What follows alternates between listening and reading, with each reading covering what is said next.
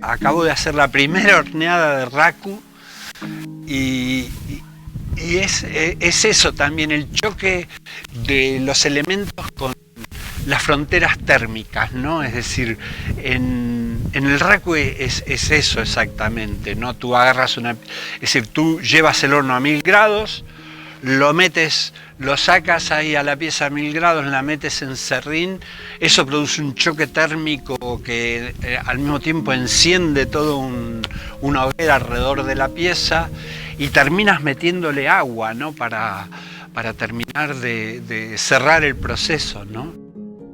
Es una especie de síntesis. Sí. Es la síntesis de la energía vital, de la naturaleza esencial, diríamos, ¿no?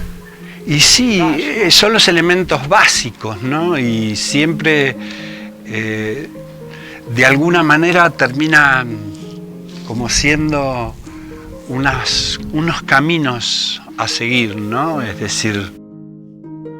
¿El resultado obedece a lo que tú persigues?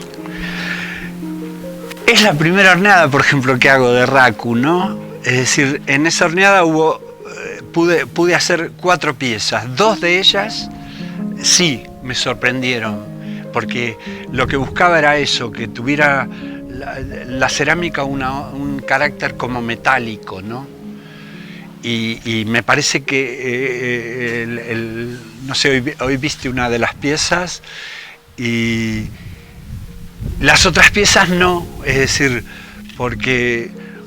No sé, también estoy experimentando con esmaltes que no conozco, con un montón de cosas que ahora, por ejemplo, tengo otra horneada hecha, no de raku, sino que metí en el horno normal, porque claro, yo empiezo con los colores y después, ¿cómo conseguí este cobre? No sé si con este esmalte, con el otro, ¿viste? Porque claro, en un momento yo cierro las historias como de una manera loca, ¿no? Es decir, hoy tengo que hornear. Porque hoy es el día, porque no sé qué, porque está todo, porque ya basta, porque hace años, porque no sé qué, y entonces me meto en la historia y la saco adelante. Pero claro, a veces soy muy desorganizado, ¿no? en los procesos, ¿no? Y después me arrepiento, digo, ¿cómo no noté? ¿Cómo no noté que esto era este color, el otro lo otro? Me arrepiento muchísimo de esa parte arrebatada mía, pero que es la que muchas veces me permite empezar, ¿no? A unir. No sabía nada del horno, ¿viste? Nunca había levantado una campana a 1000 grados, ¿viste? Y el ver todo ese despliegue cuando levanté la tapa del serrín y vi que explotaba eso, salió. No sé, esas cosas me apasionan, ¿no? De alguna manera, ¿no? Esos riesgos también que a veces hay que correr para obtener un resultado, ¿no?